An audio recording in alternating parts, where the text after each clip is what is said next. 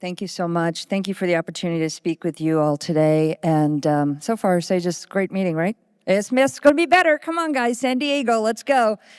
Okay, so these are my disclosures. They are not pertinent to today. You know, we updated our guidelines, and I think this was Shanu Kathari's push for that, and it was really important. But it's only important if it's implemented, right? And when he first suggested, let's update our 1991 NIH guidelines. Do you guys know that the NIH doesn't even do guidelines anymore? They stopped in like 2006 or something like that. So this was a great idea because if you think about like the cardiologists, who's doing their updates? They are. All the cardiology associations are getting together and they're like doing their own, and same for ortho, neuro, everybody's guidelines are coming from their societies. So we actually are the experts, and we were able to update the guidelines with really great data from RCTs as well as other studies. And this was just what it looks like. It's an open access. I'm sure many of you have read it. I'm just going to highlight the differences now. We have long-term data that's showing the safety and efficacy of and durability of MBS. And so with that, we were able to get level 2 evidence for almost all of the new all of the statements in the thing. The major differences, though, is that we moved everything down about 5 BMI points, right? So BMI 35 and over without comorbids, 30 to 35 with, and then anybody with diabetes, obviously BMI greater than 30. But there was also, we're going to talk about the Asian population in a second, but we are trying to look at who are like special considerations, special populations. So this new guideline also addresses adolescents. It wasn't addressed before. It addresses our Asian population, which with a BMI over 25, they're more at risk for a lot of the metabolic disease burden. And also we did not have an upper age limit. And it's important that we put that out there, mainly because Medicare, even though most of the patients we operate on that have Medicare are really, they're either disabled or something like that. They're not always in the older age group, but still the older age group is there. And what we found with all the different studies that have been published all these years is that there is no upper patient age limit. It's really contingent on the individual's performance. And so this is, again, the children, BMI over 120% of the 95th percentile, major comorbidity. So this was what we endorsed in the new guidelines, and we're just saying that it is definitely an effective treatment, as we all know. And it's also important to note the different indications, such as joint surgery, that some of you may actually see a lot of patients referred from orthopedists, but also for ab wall, trying to get them all to get this done, and obviously organ transplantation.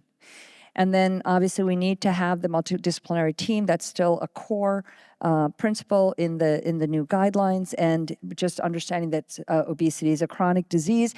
And honestly, we need to really look at it as a chronic care model, just like the orthopods and the cardiologists, right? You have high blood pressure and you're at risk for heart disease, you get put on 2 meds. Then after a while, you might need a stent or angioplasty, right?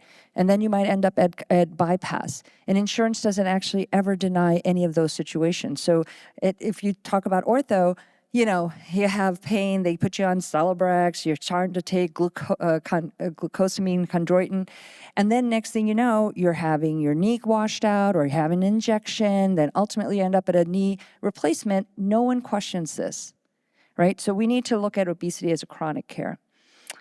So this is just some of the things that ASMBS has been doing. You can go to asmbs.org, sign in, log in, and look for the Access to Care updates.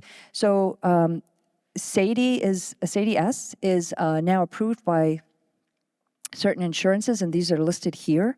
And that's important because SADI-S, you know, many of you know, we have open DS code, we don't have a laparoscopic. So when some of these, like Cigna was one, added SADI-S, they also told us what code we should be using, right? So this is just one thing that we are doing. ASMBS is a 100% volunteer organization. The Access to Care Committee meets 4 times a month, maybe even 5 times. They have weekly calls, and then they have a monthly call, the whole committee. And they work exceedingly hard on getting access for our patients.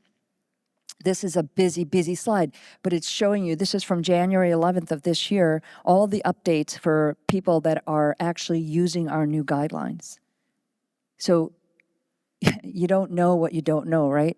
So you need to look at the list and see if you are one of those states, because sometimes a medical director might not have the updated list. So this is very important to kind of follow. We've had also great feedback on how using our guidelines when speaking to medical directors really made a difference. And they were like, well, you know, do you have anything for changing the BMI to 35, no comorbids? I've been doing it.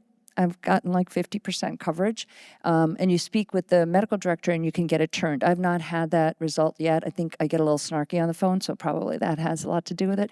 But other people certainly have had success speaking with them and saying, look at our guidelines, we're going to send it to you. And the medical directors will be like, well, this is actually, you know, a trusted source, so we are going to approve it. So never doubt. And then this is actually from our industry partners, but it's just showing you what the different updates are, and this is from March.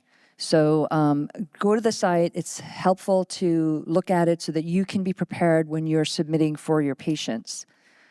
And so I'm going to conclude. Anyway, our guidelines were really important. We're going to be co-publishing with IFSO and obesity surgery, so SWORD and obesity surgery, the levels of evidence associated with our guidelines. And that's also going to be open access, so everybody can download that, just like our current guidelines, the 2022 guidelines is also open access. And I think never forget that we really are the experts to determine who will benefit from metabolic and bariatric surgery, and understand that it's not me, it's that Access to Care Committee and the volunteer army that's within there. They are really working hard for you. So it's my pleasure to let you guys know all about this. And anyone went to this Mark's lecture? I disagree with one of his conclusions. Metabolic and bariatric surgery is going to be coming back, and we're seeing that in many states. Our numbers are down this past year, but GLP-1s are not going to obviate what we do. Thank you.